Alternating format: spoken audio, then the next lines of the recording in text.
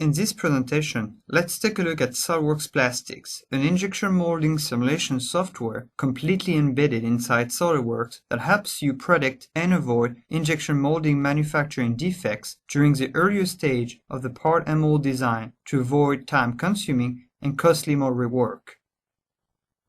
We are looking at a smoke detector housing, and we will study more in detail the top cover.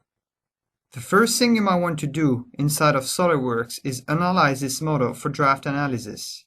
The draft is very important, and injection molding plastic parts require draft in order to be ejected properly out of the mold cavity. The nice draft analysis tool inside of SOLIDWORKS lets you quickly do that. Once you're satisfied with your draft analysis, we can move to SOLIDWORKS Plastic to optimize our plastic part design. After selecting the first configuration that we're going to look at, the initial step, like other simulation tools, is to mesh the model. Let's use what we call a surface mesher or shell mesh. We can specify the meshing parameters manually or decide to let the software mesh this cavity automatically. Some parameters, like the triangle size for example, can be set up by entering a specific dimension or by using the slider. We can also add some refinement to automatically use a smaller mesh for small features like ribs, holes, or higher curvatures areas. You have complete control over the density and the quality of the mesh. Once the mesh is created, we can go forward with setting up the rest of the boundary conditions. The next thing to do is to select the plastic material.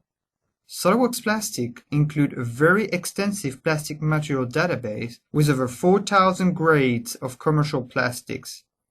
For this initial analysis, we choose a grade of polycarbonate.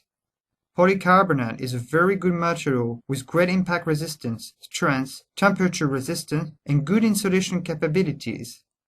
It's an excellent potential candidate for this particular application. The last step before running the analysis is to specify the gate location or injection location. Let's just pick an edge gate at this point. After meshing the model, selecting a material and picking the gate location, we're ready to go and we can now run the analysis.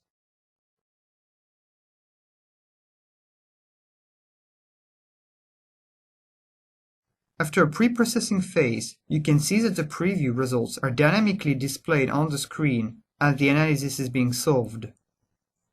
It's an extremely useful feature since it allows you to see if something went wrong in the earlier stage.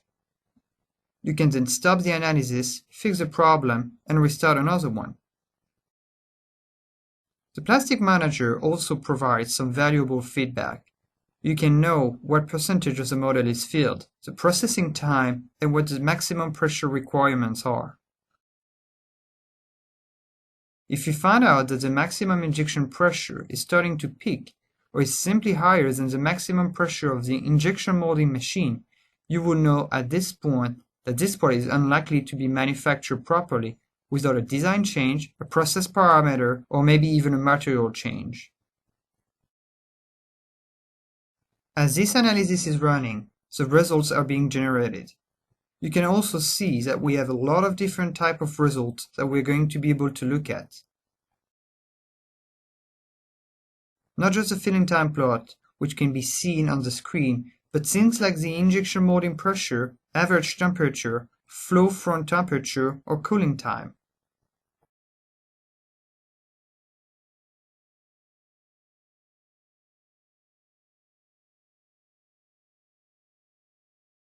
Our analysis is now complete, and we can look more closely at the results. But the first thing that comes up is what we called the result advisor.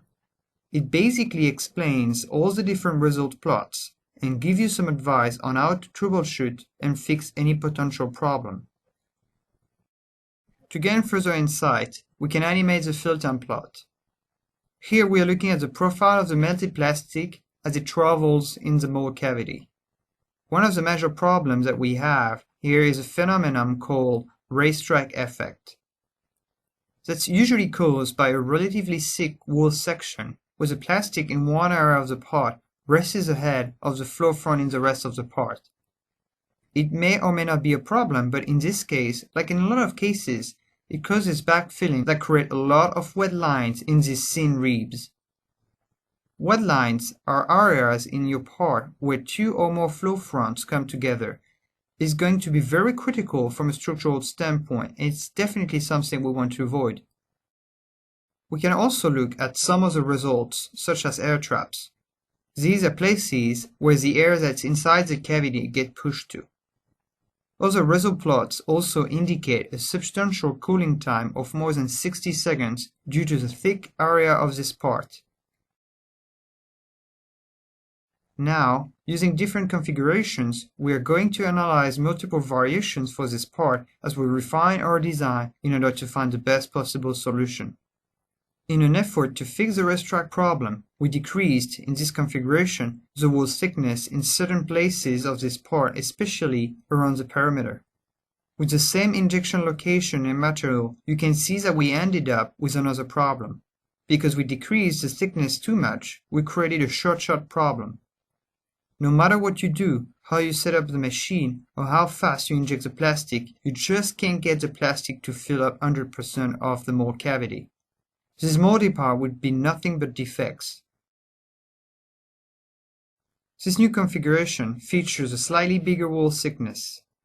You can see from just looking at the fill time plot that we can now fill 100% of this cavity without reaching the maximum injection pressure of a molding machine. The cooling time, which is the time it takes for the part to cool to a temperature for which it is safe to eject the part, is reduced significantly by more than 50%. It's because the wall thickness usually drives the cooling time, and the cooling time is often about 70% on average of the overall injection molding cycle time. This means that by improving the geometry of your model, you can reduce the cycle time and also lower the price per part. Now, even if the part is being filled correctly, we still have problems with the wet line being located in the middle of these thin ribs. In an effort to improve a wet line location, we change the gate location to another area of the part. The great thing about SOLIDWORKS Plastics is that you can run these multiple what-if scenarios to see what's going on and how to get the less amount of wet lines and best fitting pattern. At the end, it's quite an accomplishment. The new injection location definitely helped us reduce significantly the wet lines, and we now pretty much don't have any wet lines on those ribs.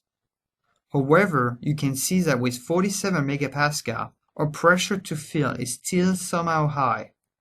We still need to get this lower, considering that we are looking at a single part cavity, and the injection pressure requirements will increase when moving to a multi-cavity mold configuration with sprues and a runner system. Let's make a material change. We started with straight polycarbonate and we are now switching to a polycarbonate ABS blend. It's very similar material in terms of properties and strength.